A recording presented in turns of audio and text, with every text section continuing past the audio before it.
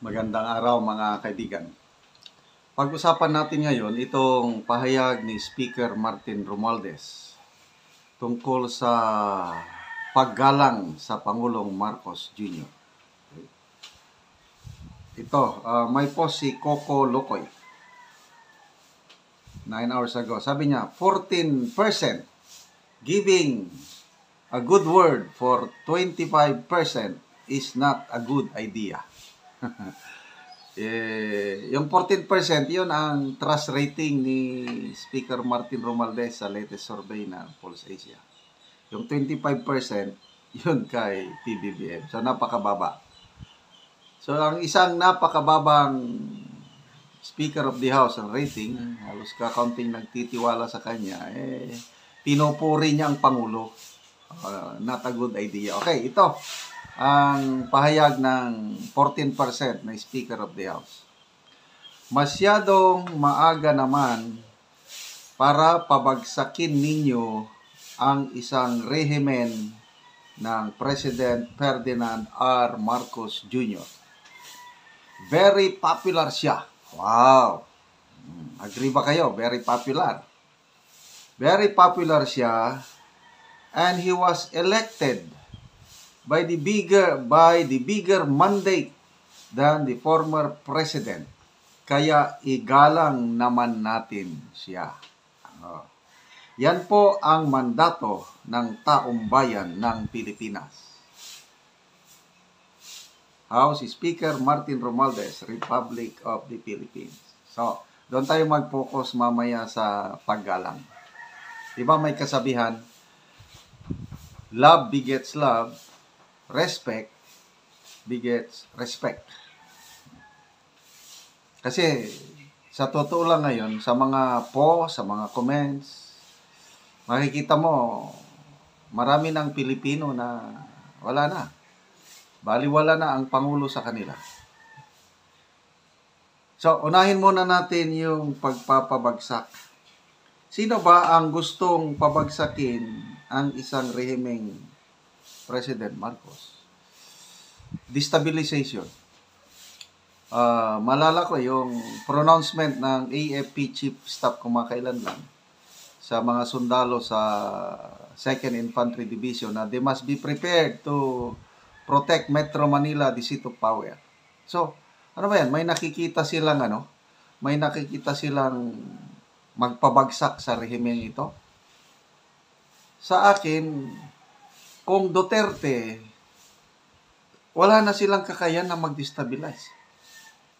Nakakulong na nga, malayo na si PRRD. Si VP Sara is survival mode. Paano niya malusutan ang kanyang impeachment trial? Yun ang kanya. So, sino pa ang magpabagsak sa rehimeng Marcos?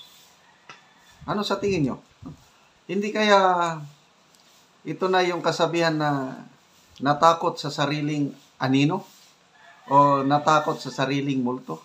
Kasi so far wala akong nakitang attempt na pabagsakin ang rehimeng Marcos. So, kung bumababa ang ratings nila, yun, dahil sa taong bayan yun. So, punta na tayo diyan sa very popular. Yes, pwede kang very popular. Kailan? Either very popular ka na dahil sa kabutihan, pinupuri ka, very popular ka, or very popular ka dahil sa hindi magandang ginagawa mo. So, alin dito ang Pangulong Marcos? Very popular dahil pinupuri siya ng sambayanan, or very popular dahil maraming bumabati ko sa kanya o maraming tumatawa, yung laugh emoji na more than 700,000 in 3 days. O yun, very popular nga, tinatawa na. Okay. So yung paggalang, hindi ko makalimutan yung bata, 3 or 4 years old boy, sumisigaw, Marcos ngagbang, Marcos ngagbang, grabe. So bakit ganun ang bata? So tingin ko yun, tinuruan ng mga magulang, yung bata na yun. Supposed to be, hindi pwede. Kaya lang, yung parents siguro noon, galit na sa Reming Marcos, kaya sinabi, tinuruan yung bata na, Marcos nga ba, nga, gano'n na yun. Marami akong nababasang post o caricature, picture. Talagang kulang na nga ang paggalang sa Pangulo. Kaya lang, yun nga, kung ano ang iyong itinanim, yun din ang iyong aanihin. So, bakit? Nung una, talagang popular ang Pangulo. Nung after election, nung buo pa na unit team, popular siya sa kabutihan. Ako naniniwala ko yung first 3 or 4 months maganda ang umpisa. Yung libro nga ni Atty. Vic Rodriguez, Good Governance, ang gusto nilang dalawa. And nakita ko, yung buwelo ng Administrasyong Marcos maganda. But later on, nagbago ang landas. O umalis si Atty. Vic dahil hindi niya na makayanan ang nangyayari sa Malacanang. O anong sabi ni Senator Amy? Wala na. Nalihis na sa tamang landas ang administrasyon ng kanyang kapatid. So, nung una, mataas ang ratings ng Pangulong Marcos Jr. Ngayon, bumaba na. Anong dahilan? Dahil sa trabaho niya. So, yun na nga.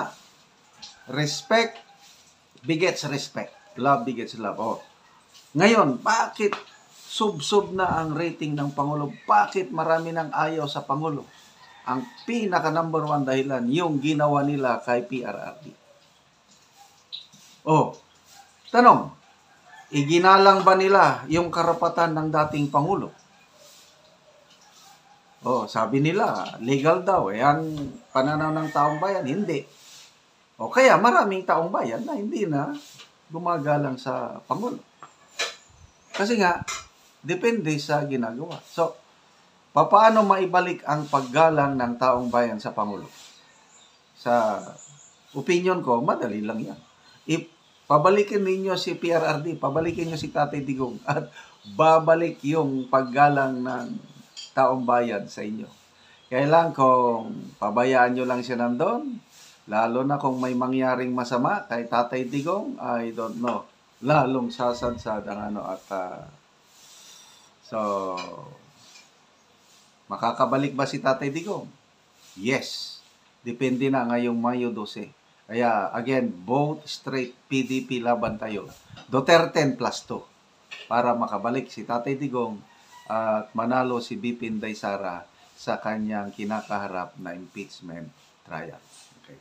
Maraming salamat mga kaibigan sa inyong pagsubaybay sa ating channel. Nakakatulong kayo ng malaki sa tribong Talandig ng Bukidnon dahil ang sweldo sa channel na ito is tinutulong sa tribo. Namimigay tayo ng mga yero at pako para ma-repair ang sira-sirang bahay ng tribong Talandig. Panoorin nyo ang video na ito. Karon mo na ni ang natagaan na mo gero. O ni anagyod. O na ni ang kuan sa mag-atop na sila karon. Og mo na ni ang atop sa natagaan na mo gero. Dako dagit kaayo ang buslot. O makita man gani nga wala na atop sa pikas.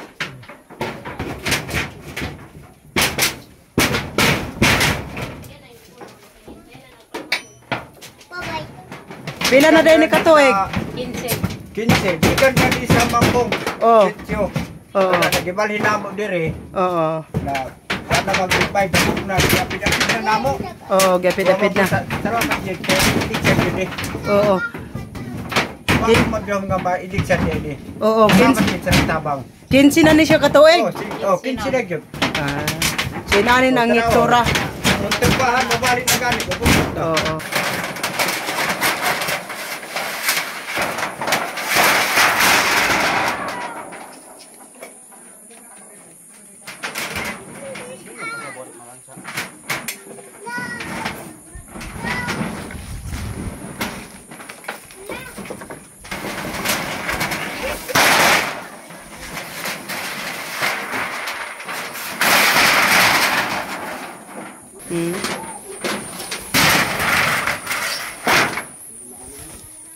Ilan dahil sa ikot.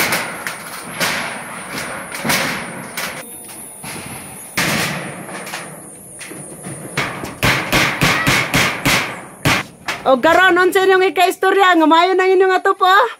Anindot na. Salamat sa Ginoo kay natanaw sa video. Salamat sa Ginoo.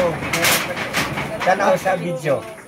Nga ka. Salamat kay natagami sa panalangin sa Ginoo nga matagan ni sin. Lagi nga. Salamat sa naghatag. Oo. Ayun ta nga magbandugangan pa mi. Sige, salamat pod.